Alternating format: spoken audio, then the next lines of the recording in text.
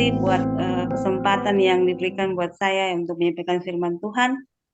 Dan melalui firman Tuhan ini saya juga belajar untuk bagaimana setiap hari merenungkan firman Tuhan, dan dalam persekutuan kita di Belgia Indonesia ini juga sangat memberkati saya secara pribadi. Dan malam hari ini saya akan membawakan sedikit renungan. Saya percaya bahwa Tuhan yang akan menuntun saya, menuntun kita semua yang mendengarkan firman Tuhan malam hari ini.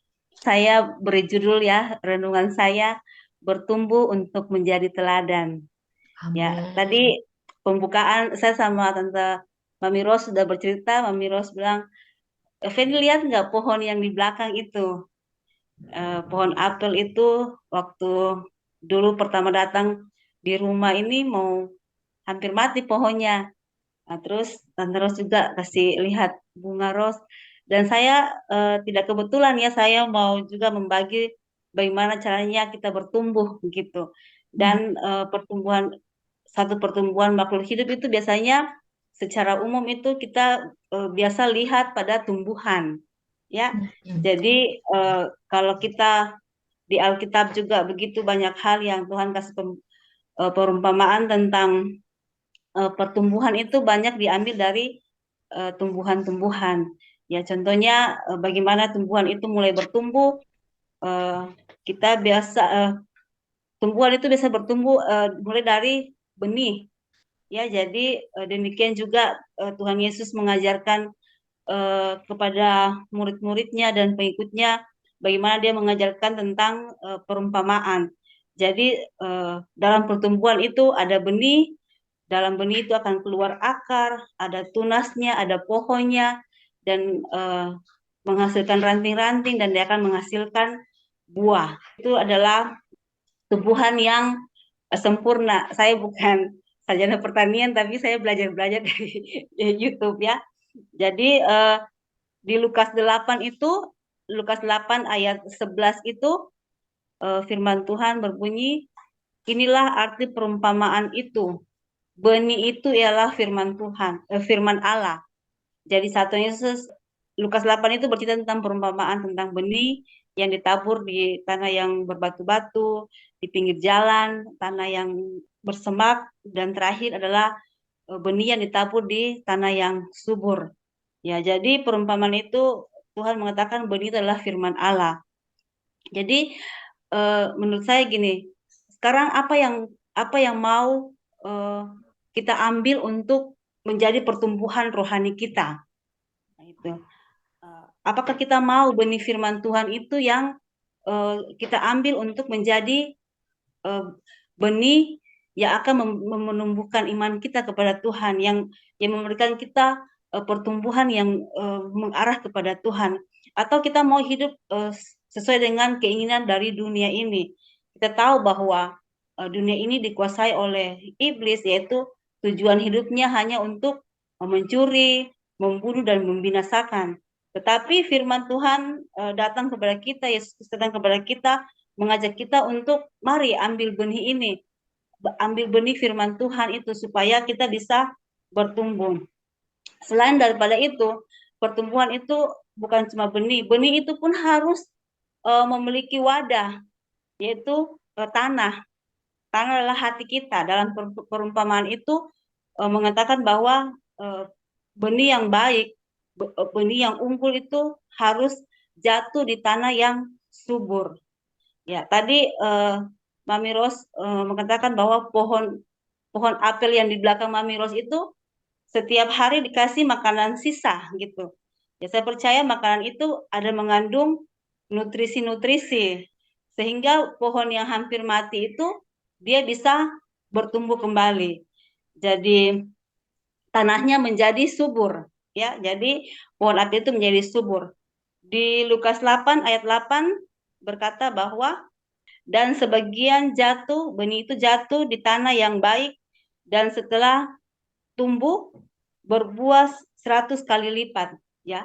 Jadi saat kita memiliki benih yang unggul dan memiliki tanah hati yang subur, kita akan mengalami pertumbuhan bahkan berbuah 100 kali lipat. Ini firman Tuhan yang Tuhan sampaikan bagi kita. Jadi saya belajar, saya baca-baca, saya lihat di YouTube bagaimana orang menanam kurma, bahkan saya dengar-dengar gitu ya. Kalau di Israel Hana kan Timur Tengah, kita tahu bahwa saya belum pernah ke sana, tapi gersang katanya ya, gersang. Tapi kurma bisa tumbuh gitu. Jadi saat mereka menanam bijinya itu ditanam masuk dalam tanah, ditutup pakai batu supaya dia menghasilkan akar dulu yang kuat. Dia menghasilkan akar yang kuat. Demikian juga firman Tuhan itu saat masuk dalam hati kita, kita harus memperkuat dalam hati kita, di tanah hati kita yang eh, yang subur itu. Kita artinya gini, bahwa saat kita menerima firman Tuhan, apapun yang terjadi dalam kehidupan kita, masalah pribadi sendiri, masalah keluarga, masalah pelayanan atau masalah di tempat kerja, tetapi kalau ada firman Tuhan, itu yang akan menguatkan kehidupan kita secara pribadi. Mungkin mungkin saat itu menurut kita bahwa tidak adil apa yang kita alami.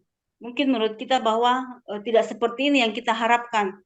Tetapi saat ada firman Tuhan yang tertanam dalam hati kita, itu akan memberikan kekuatan bagi kita dan suatu saat dia akan nampak keluar. Jadi tadi kembali ke pohon kurma itu, saat akarnya sudah kuat, dia mendapatkan air, maka pucuknya itu akan mulai nampak gitu. Jadi itu yang terjadi dalam kehidupan saya secara pribadi, baik dalam keluarga maupun khususnya dalam pelayanan ya. Apa yang kita sudah rasa bahwa kita sudah melakukan yang terbaik, kita sudah uh, sudah membuat segala sesuatu rencana, terus ada yang apa namanya datang dan itu salah, ini salah. Sepertinya kita mau apa namanya mau memberontak, tapi itu otoritas gitu. Nah, jadi yang saya belajar dari firman itu, bagaimana kita bagaimana saya sendiri harus menerima itu, dan mulailah saya mau, daripada saya berpikir yang aneh-aneh, berdiam diri dan mari kita mengisi pikiran kita dengan firman Tuhan. Karena saya percaya, saya saat hati saya dirubah oleh firman Tuhan, suatu kebenaran akan muncul gitu, satu kebenaran akan muncul dan kebenaran itu akan mendatangkan damai sejahtera. Jadi dua hal yang saya sampaikan, bahwa pentingnya itu kita memiliki benih yang unggul yaitu firman Tuhan, dan memiliki hati yang tanah yang subur, supaya secara pribadi kita terlebih dahulu harus kuat di dalam Tuhan. Kita kalau pribadi kita sudah kuat dalam Tuhan, hati kita sudah berpegang teguh kepada Tuhan, apapun yang kita hadapi, kita akan tetap kuat dalam Tuhan. Walaupun secara pikiran kita banyak hal yang kita tidak bisa terima, tapi saat firman Tuhan menguasai pikiran kita, kita pasti akan tunduk kepada firman Tuhan itu. Jadi respon yang harus kita berikan saat kita mulai bertumbuh. Bertumbuh itu dulu kalau anak-anak kecil bertumbuh itu sedikit-sedikit sakit, sedikit panas. Eh, saya punya anak, punya dokter bilang begini, ya Bu, kalau anak mau kalau bertumbuh itu pasti sakit, giginya mau tumbuh sakit, gitu ya. Jadi demikian juga secara rohani, kalau ada sesuatu yang Tuhan mau membuat kita bertumbuh dalam hal seperti ini, pasti kita akan menghadapi masalah. Cuma kembali ke tadi, bahwa kita sudah memiliki benih firman Tuhan itu, kita sudah memiliki hati yang Tuhan kasih itu, pasti kita akan kuat. Jadi dalam hal ini yang kita perlukan adalah iman dan Roh Kudus. Tadi mungkin tadi Mami Ros sudah singgung bagaimana Roh Kudus menuntun kita. Jadi saya sangat mengucap syukur ya, pembukaan-pembukaan dari Mami Ros itu berkaitan dengan apa yang saya mau bagikan malam hari ini. Jadi memang nyata bahwa Tuhan ada dalam persekutuan kita pada malam hari ini. Jadi itu yang firman Tuhan itu dari Tuhan sendiri, dan bagaimana kita mau meresponi itu dengan iman. Saya juga mau bagi bagaimana iman itu sama seperti biji sesawi ya. Kita baca di Matius 13 ayat 32. Matius Matius 13 ayat 32, demikian firman Tuhan, memang biji itu yang paling kecil dari segala jenis benih, tetapi apabila sudah tumbuh, sesawi itu lebih besar daripada sayuran yang lain, bahkan menjadi pohon sehingga burung-burung di udara datang bersarang pada cabang-cabangnya. Ya, jadi iman kita bisa membuat firman Tuhan yang dalam kita itu bisa membuat kita menjadi besar. Tadi firman di Lukas 8 ayat 8, kalau firman benih itu ditabur di hati yang subur, di tanah yang subur, akan bertumbuh berbuah 100 kali lipat.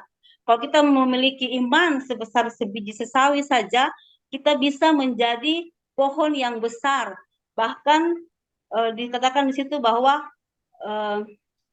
burung-burung di udara datang bersarang kepadanya. Jadi artinya gini, iman kita kepada firman Tuhan akan membawa berkat bagi kehidupan kita dan juga berkat bagi orang lain, gitu ya. Jadi saya membayangkan, oh biji pohon ini artinya burung-burung bersarang. Kalau di depan rumah kami itu ada lampu-lampu hias Natal itu setiap tahun burung bersarang di lampu-lampu itu, lampuan Natal.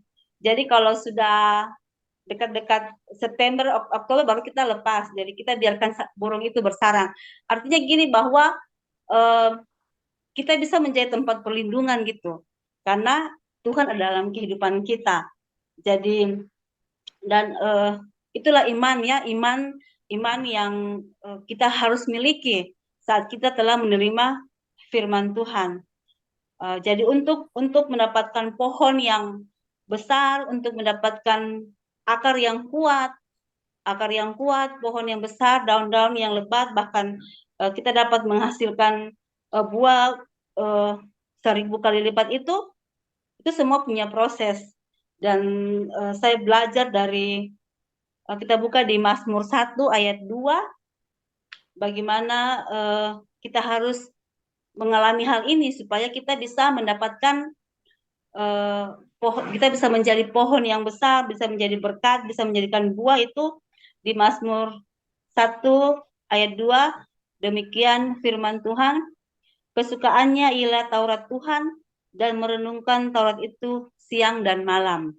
Ya, jadi inilah kalau kita kesukaan kita Taurat Tuhan, merenungkan Taurat itu siang dan malam. Di ayat 3 dikatakan di Mazmur 1 ayat 3, ia seperti pohon yang ditanam di tepi aliran air yang menghasilkan buahnya pada musimnya dan tidak layu daunnya, apa saja yang diperbuatnya berhasil. Ini kita perlu Roh Kudus untuk membantu kita. Kita tahu bahwa sejak kita menerima Kristus Yesus, sejak kita lahir baru, Roh Tuhan sudah ada dalam hidup kita. Ya, jadi kita percaya bahwa kehidupan kita banyak hal yang harus kita lakukan untuk mengurus keluarga, mengurus pelayanan, untuk mengurus diri sendiri. Tapi kesukaan kepada firman Tuhan, merenungkan firman Tuhan itu siang dan malam. Artinya gini, setiap apa yang kita lakukan dalam pikiran kita harus tujuannya adalah untuk memuliakan nama Tuhan. Jadi itu yang akan membuat Roh Kudus bekerja dalam kita, memberikan kita kekuatan. Roh Kudus akan menuntun kita karena kalau bagi saya sendiri, kalau tanpa Roh Kudus banyak hal yang akan melenceng dalam kehidupan saya. Karena kita tahu ya banyak yang ditawarkan, apalagi kalau anak-anak begini, apa yang mereka butuhkan, banyak hal yang ditawarkan. Tapi kalau setiap hari, karena kita tahu bahwa kita banyak kelemahan, iblis juga tidak tinggal diam. Jadi benar firman Tuhan ini bahwa proses yang harus kita lakukan adalah yaitu membaca firman Tuhan, merenungkan firman Tuhan itu. Itu nanti bagian Roh Kudus yang memberikan kita peneguhan dalam hati kita. Bagian Roh Kudus yang akan menuntun kita supaya ada kemampuan dari kita untuk bisa melakukan firman Tuhan. Dan di sini dibilang di Mazmur 3 menghasilkan buahnya pada musimnya, daunnya tidak layu, dan apa saja diperbuatnya berhasil. Jadi ini pertumbuhan ya, artinya gini, dia tidak langsung instan dari akar tumbuh pucuk, terus di sini dia bilang menghasilkan buahnya terus pada musimnya. Jadi ada waktu di mana Tuhan akan memperlihatkan buah dari apa yang kita tanam dalam hati kita. Firman Tuhan yang kita tanam dalam hati kita, Tuhan punya waktu untuk memperlihatkan hasilnya bagi orang lain. Seperti kita punya masalah, kita hanya berserah kepada Tuhan, pasti Tuhan akan menjawab. Jadi itu adalah pentingnya Roh Kudus dalam kehidupan kita, karena kita tahu seperti tadi bahwa Tritunggal itu bekerja, firman Tuhan, Bapa di surga, Yesus Kristus adalah firman Tuhan, Roh Kudus itu yang akan membuat kita berhasil dalam kehidupan kita. Dan ini adalah janji firman Tuhan ya, kembali kepada iman bahwa kita harus saya selalu meyakinkan diri saya jangan melenceng, jangan melenceng. Tuhan itu setia, Tuhan itu tidak curang dalam kehidupan kita. Dan memang benar bahwa Tuhan tidak curang dalam kehidupan saya. Mungkin anak saya itu tes akpol kemarin, dia berhasil sampai di perankingan terakhir, tapi yang terpilih cuma 4 orang. Terus saya tanya dia, bagaimana hatimu terhadap Tuhan? Dia bilang, oh saya tetap mengucap syukur Mama. Jadi itu satu kebanggaan bahwa bagaimana kita mengajarkan anak-anak. Dia bilang tahun depan saya ulang lagi. Jadi uh, mungkin dia sangat kecewa, tapi dia tetap percaya bahwa masa depannya itu dalam tangan Tuhan. Ya, jadi firman Tuhan datang bukan hanya kita diami, tapi kita lakukan dalam kehidupan kita. Itu yang Tuhan mau, yang Tuhan inginkan dalam kehidupan kita. Saya ingin baca di Yakobus 2 ayat 26. Firman Tuhan berkata di Yakobus 2 ayat 26, sebab seperti tubuh tanpa roh adalah mati, demikian jugalah iman tanpa perbuatan-perbuatan adalah mati. Artinya bahwa kita sudah mau hidup bersama Kristus, kita sudah mau menerima firman-Nya, kita sudah menyiapkan hati untuk firman itu bertumbuh.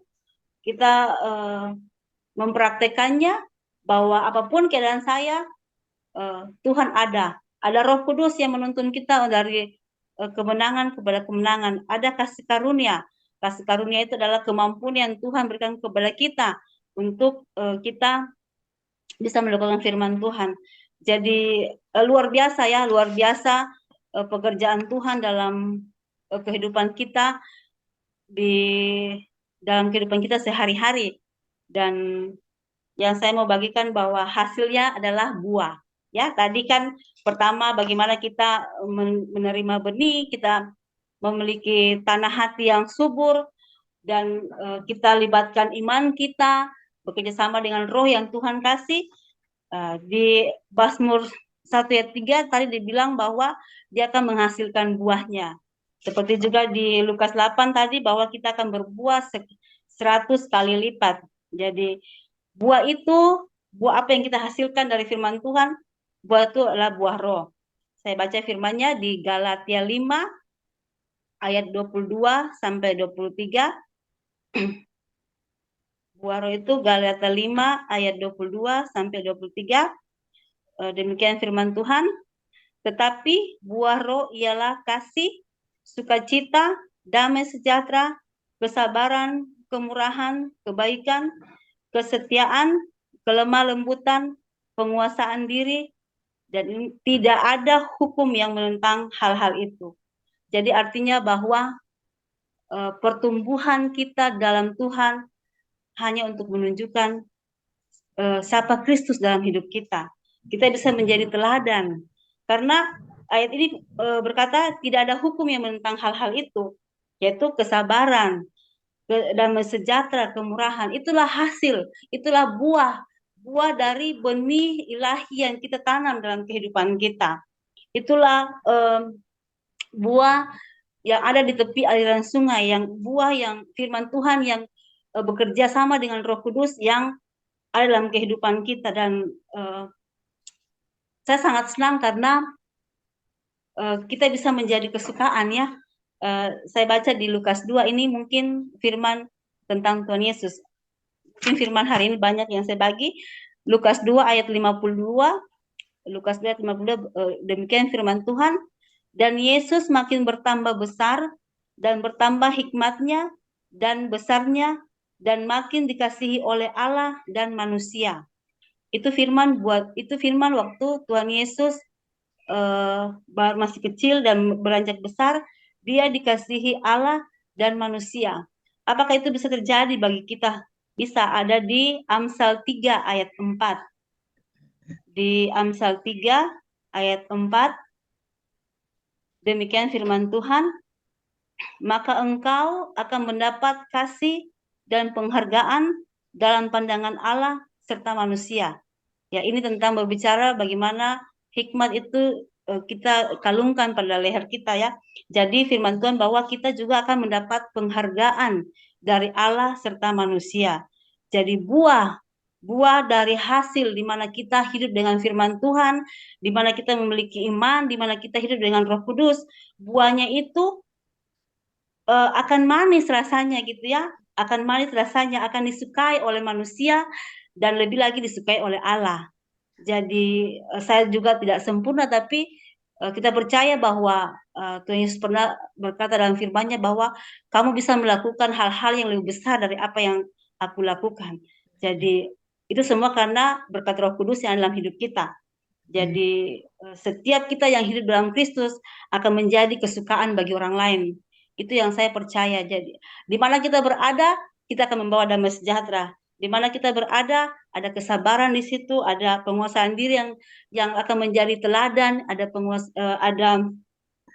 kesetiaan dan kelembutan yang akan menjadi teladan bagi orang lain yang ada di sekitar kita. Jadi firman Tuhan hari ini sebenarnya saya juga waktu membagikan, dan ini semua untuk kembali kepada diri saya, dan poin yang terakhir bahwa Tuhan tidak sampai di situ saja memberikan kita pertumbuhan dan menghasilkan buah, tapi Tuhan juga mau memberikan kita tanggung jawab. Tanggung jawab dalam arti apa? Bahwa saat kita sudah bertumbuh sempurna di hadapan Tuhan, karena Tuhan yang punya kesempurnaan, saat kita sudah bertumbuh di hadapan Tuhan, Tuhan mau juga kita menjadi teladan dan kita bisa mengembalakan, mungkin mengembalakan anak-anak kita, mengembalakan istri dan anak-anak, suami mengembalakan istri dan anak-anak, dan lebih lagi mungkin dalam satu komunitas kita bisa mengembalakan itu bagi saya adalah hanya menunjukkan teladan bagaimana firman Tuhan bisa hidup dalam kehidupan kita. Kita manusia itu, kalau saya sendiri mengembalakan dulu 3, sekarang 5 komunitas. 5 komunitas itu sebenarnya saya tidak perlu berbicara banyak gitu.